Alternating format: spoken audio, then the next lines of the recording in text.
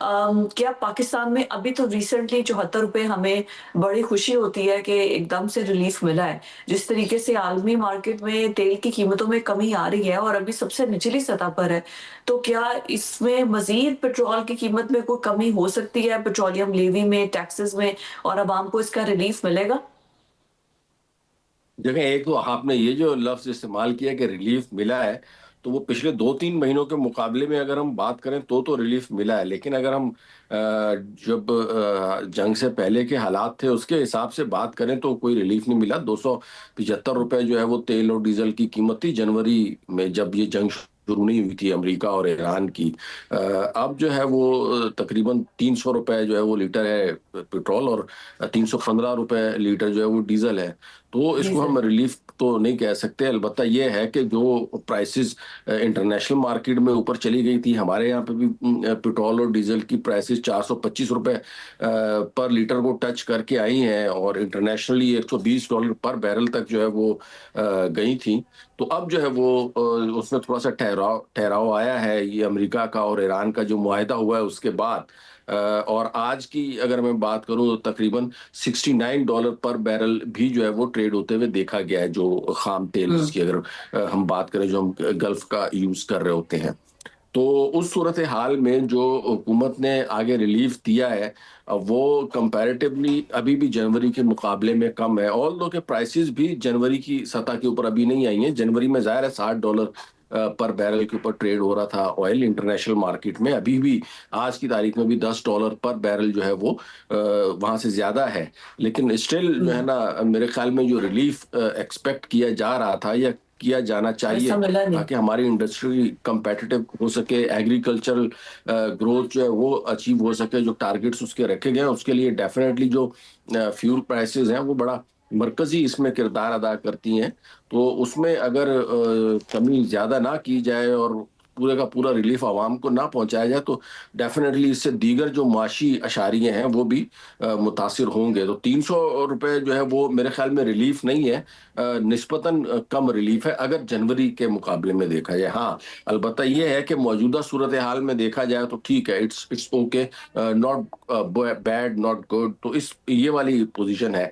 आज की रात की अगर मैं स्पेशली बात करूं, जो कीमतें रिवाइज की जाएंगी, तो इंटरनेशनल हुँ। मार्केट को देखते हुए मैं कह सकता हूं कि हुकूमत के पास 10 से 15 रुपए का मार्जिन अवेलेबल है, due to decline in prices के जो है वो मजीद आवाम को रिलीफ दे दिया जाए। और ये रिलीफ अगर नहीं, अब डीजल के हमको ऊपर रिलीफ दिया दे जाए दिया तो जाए, ये तो ज्यादा आपने फायदेमंद बात कह होगा। दिया। इतना दर्द दिल जो है वो हमारे हुकूमती नुमाइंदगान के दिल में भी उठ जाए, जहाँ रिलीफ दे सकते हैं वो दे सके। बट साहब, एक तरफ रिलीफ देने की बातें हो रही हैं, 300 रुपए लीटर, अब चले जंग के सूरत हाल में भी कम किया है, गाड़ियां हम बाहर से इंपोर्ट कर रहे हैं, तो ये मजीद तेल सस्ता होने की भी बात जैसे अकमल साहब कर रहे हैं, तो ये आपको लग रहा है कि पाकिस्तान की इकोनॉमी कोई बेहतरी की तरफ जा रही है, कोई हमें पॉलिसीज नई बनानी पड़ेंगी, कोई टर्निंग पॉइंट है, या अभी उसी तरह लेके सब कुछ चीजें चल रही नहीं, हैं और ये काबिल काबिल सिर्फ एहतराम वक्त से पहले फिजा, हम जश्न मना रहे हैं?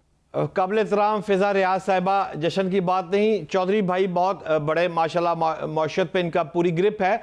आधी बातों से मैं इख्तलाफ करता हूँ और आधी बातें इनकी ठीक है। मिसाल के तौर पर सिर्फ तेल सस्ता होने से मैं समझता हूँ कि पाकिस्तान तरक्की नहीं कर सकता। गाड़ियों की दरामदाद, ये सारी बरामदाद, ये सारी यहाँ सस्तियाँ थे महंगियाँ, ये सारी बातें ठीक है, लेकिन महंगाई पर जो दबाव है कम पड़ता है। सनत को भी कुछ रिलीफ ज़रूर मिलता है अगर पेट्रोल आपका सस्ता हो, डीजल आपका सस्ता हो।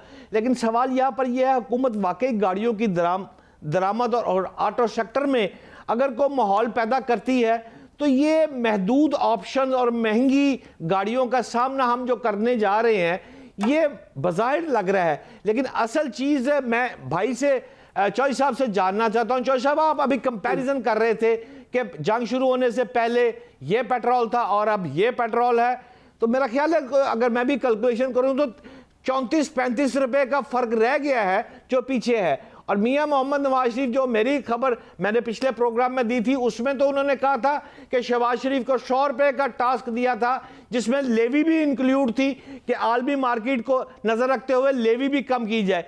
ये बात भी चल रही है। तो मैं आपसे ये सीधा सा जानना चाहता हूं कि आप क्या समझते हैं कि तेल सस्ता हो गया, सस्ती गाड़ियां हो गई, मुआशी इस्तेकाम इससे आ जाएगा, या ग्रोथ साइकिल का आगाज है, ये सिर्फ आर्जी रिलीफ है और आप इसको कुछ अच्छा नहीं समझ रहे?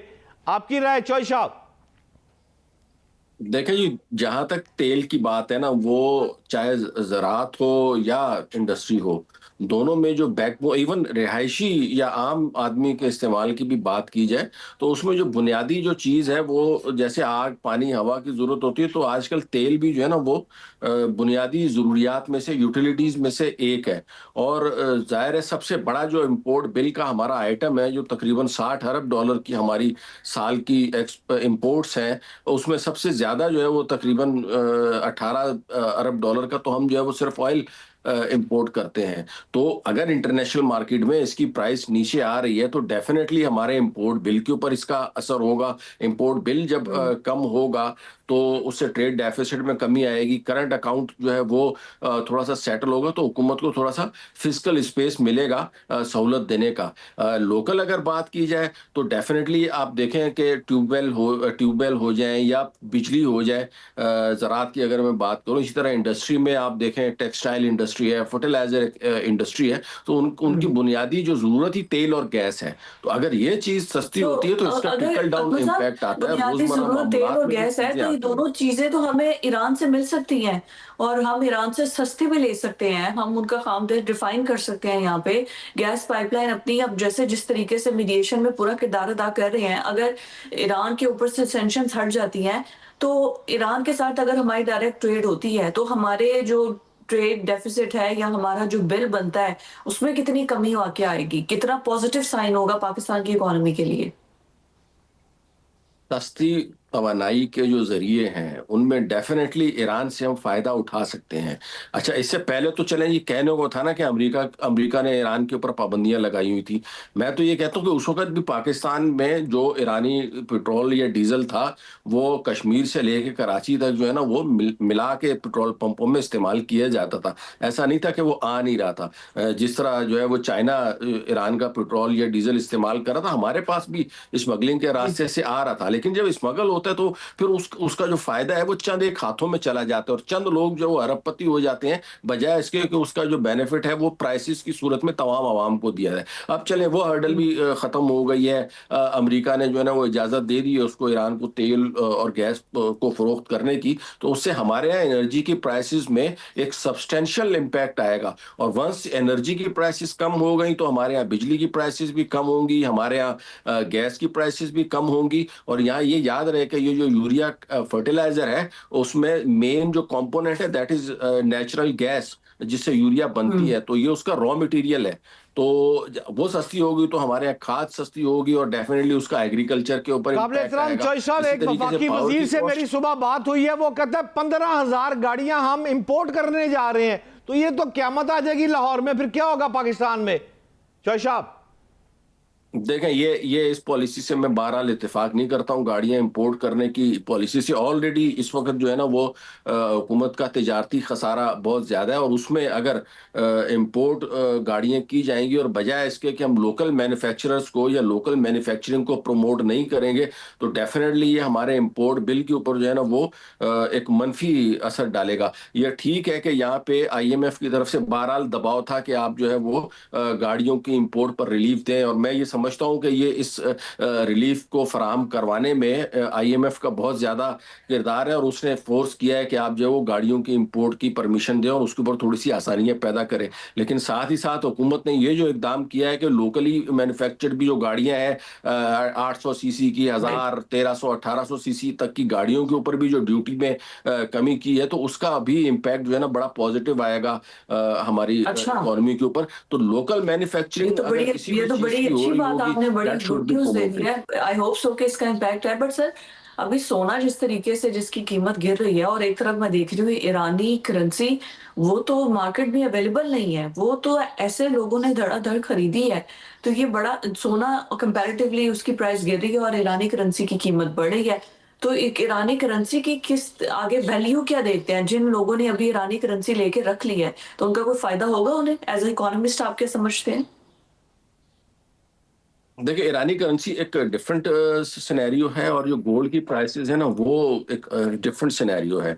इस वक्त गोल्ड या सिल्वर, इवन सिल्वर की प्राइसेस भी सब्सटेंशियली कम हुई हैं। 50-55 डॉलर पर आउंस के ऊपर आ गई थी। सोना तो $4000 पर आउंस से भी नीचे आ गया था। इंटरनेशनल मार्केट की मैं बात कर रहा हूँ, जो अपनी पीक पे $5500 पर आउंस के ऊपर भी ट्रेड हुआ है। तो $1500 की अपने पीक से जो है वो इस वक्त कम प्राइस के ऊपर ट्रेड हो रहा है। और सेम इसी तरीके से अगर चांदी की मैं बात करूं तो वो $115 पर आउंस पे गई थी, जो इस वक्त तकरीबन 58 या $59 पर आउंस के ऊपर आ गई है। अच्छा, यहाँ पे आके ना जितने भी इकोनॉमिस्ट हैं या दूसरे भी लोग हैं, उनके सबके तज्जिए बिल्कुल फेल होते जा रहे हैं। जिस तरीके से सोने ने और चांदी ने रिएक्ट किया ना, लोग कहते हैं कि जब जंगी माहौल होता है, जंग का वो सामान हो या जंग के इशारे मिल रहे हो, तो सोना और चांदी या जो सेफ हेवन्स है वो उनकी प्राइसेस में इजाफा होता है। लेकिन हमने ये विटनेस किया कि जी जब जंग चल रही थी तो उन दिनों में जो है वो प्राइसेस सोने की और चांदी की नीचे आना शुरू हो गई थी। इसी जी। तरीके से आजकल भी जो है अगर आप देखें तो तेल के बारे में कहा जाता है कि जी तेल जब सस्ता होता है तो सोना महंगा होता है, तेल महंगा होता है तो सोना सस्ता होता है, यानी एक दूसरे के ऑपोजिट जो है ना ये मूव कर रहे होते हैं। लेकिन आज अगर आप देखें तो तेल भी सस्ता है और सोना भी सस्ता है। तो ये राइट। बिल्कुल इस वक्त जो है ना वो एक समझ से बाहर है कि ये किस तरीके से गोल्ड और सिल्वर की मार्केट, इवन ऑयल की मार्केट जो है ना वो बिहेव कर रही है। मेरे ख्याल में इसमें जो है ना इन्वेस्टर्स जो है वो बड़े संभल के और लॉन्ग टर्म इन्वेस्टमेंट वाले, या जिन्होंने लॉन्ग टर्म सोच के लिया हुआ था 5, 4, 3 साल की इन्वेस्टमेंट के लिए गोल्ड या सिल्वर, तो वो तो महफूज हैं। जिन्होंने बिल्कुल शॉर्ट टर्म ठीक है। इन्वेस्टमेंट के ऊपर काबिल हायर रेट एहतराम पर चौधरी साहब, परचेज मेरा किया हुआ आज था, का बिल्कुल आपसे ठीक है। उनको ये आखिरी प्रॉब्लम सवाल हुई। है। बहुत हुकूमत बहुत शुक्रिया पाकिस्तान चौधरी मोहम्मद अकमल साहब, आखिरी हमारे साथ सवाल मौजूद फिजा एक थे, रह गया था, इकोनॉमिस्ट। इजाजत दीजिएगा मुझे, एक सवाल आखिरी जी रह जी गया भट्ट था। साहब। काबिल जी एहतराम भट्ट चौधरी आप साहब, सवाल मेरा करें। आज का आपसे आखिरी सवाल है कि अगर हुकूमत पाकिस्तान को 3 मुआशी फैसले करने के लिए आप कहें जिससे पाकिस्तानी आवाम को रिलीफ मिल सके, वो 3 फैसले चौधरी साहब कौन से करेंगे आप? नंबर 1 तो मैं कहूंगा जी टैक्सेस में जो है ना वो कमी की जाए।